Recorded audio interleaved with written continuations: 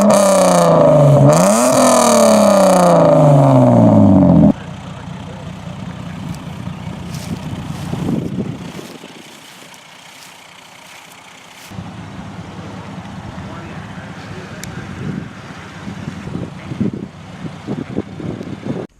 guys, we are back again. I am with Daniel here. He is letting me review his Genesis Coupe. It is the 3.8. It's an R, right? R-Spec, yep. R-Spec, right, exactly. And what year is this one? 2014. 2014. I actually used to want one of these pretty bad.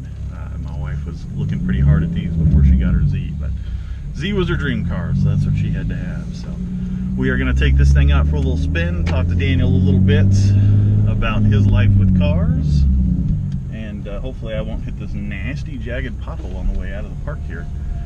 Been having pothole problems lately, man. I saw that. 2 wheels down. Well, I guess they're still working, but I'll crack it a little bit so we can get some wind. Yeah, it'll get toasty in here. Alright, I love the way this exhaust sounds to start with. Thank you. Alright.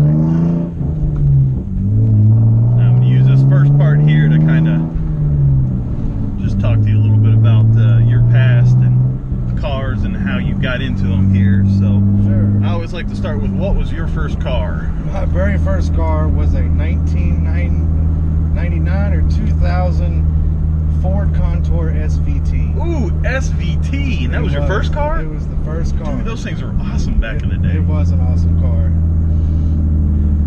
Yes, I enjoyed the SVT. Yeah, that was a lot of fun. That was a real understated car back in the day. Super sleeper too. People had no idea what you For a had. family car. Oh yeah, yeah. And it was great. I used to love that thing. Back in the Cruise the Loop days, back when I was in high school. No, I was there, man. I was there. it was a blast. We had so much fun at that car. So what got you into cars? Well, my dad, when he was in his early 20s, as soon as he got out of the military, he started racing trucks at a local drag strip down when I was from Orlando. Really? And ever since then, I was hooked. He used to make me go out there and work on the cars with him, and we used to have a fun time doing it. We'd go out there to the track, watch him race. He had a little Chevy S10, I think it was a 91, 92, something like that, Chevy S10. And he drag raced that, you said? He did.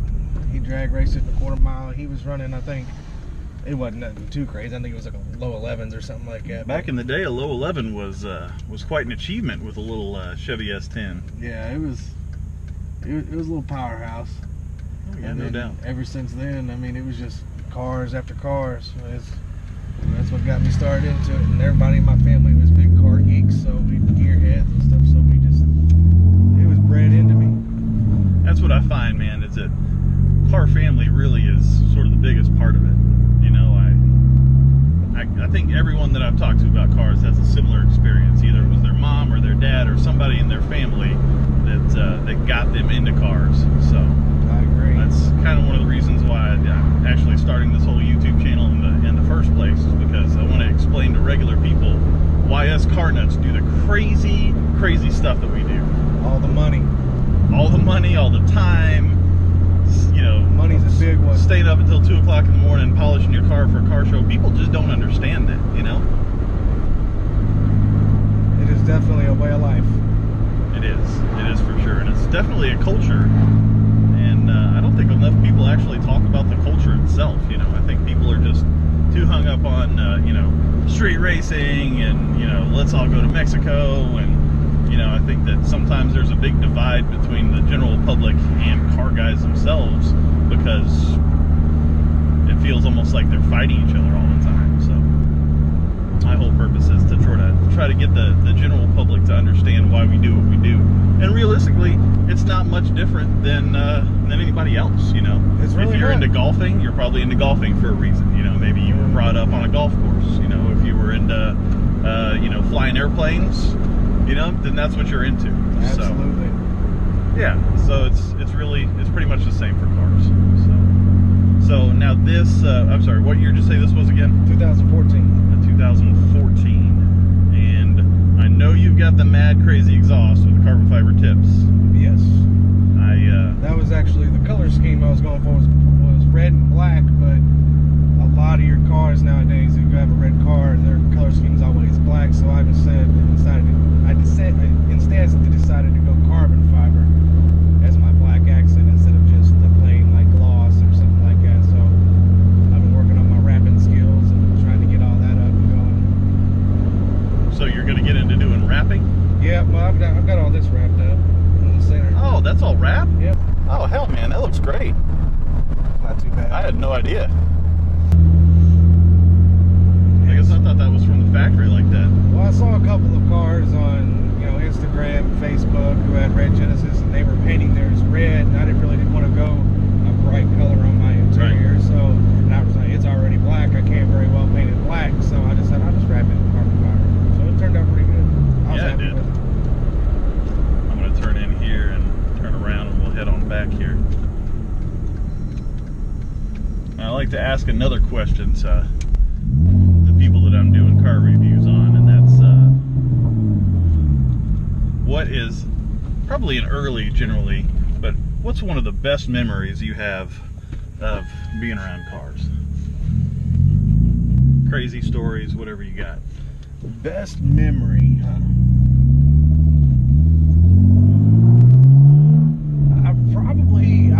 I would seriously have to say my first car show.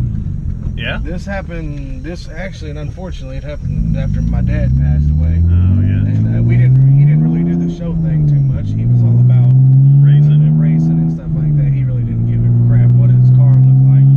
So, afterwards, I got with a few of my uncles. We went to our first car show, and just the vibe there, and how everybody was just talking to each other about their cars, and how much money they spent, and it was just a good time. Outside, and then little miniature games for us kids that was there, and it was just an all-around blast. We had so much fun out there, and that was the type of culture that really attracted me into it. Was just you had everything from imports to muscle cars to European cars to exotics. It didn't really matter, and everybody got along, everybody had a good time, and it was just a big show-off party, and yeah, it was just great. That was the type of thing that really got me attracted to it. That is awesome, man. It's always goes back to that family and that culture, man. It does. Even if we're not related by blood, we're related by cars. You know what I'm saying? That's right. Yeah, no, I love that. All right, I'll make sure I don't miss my turn here. Is this my turn? Nah. No. I get lost so easy in this town. I'm not real familiar with this area either. We'll get into it a little bit. Woo!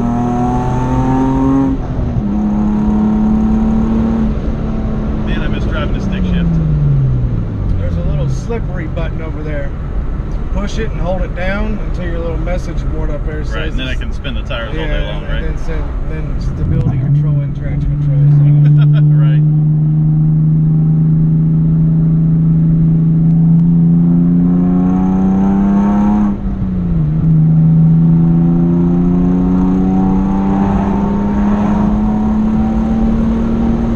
Man, that handles well for a Hyundai. That it does.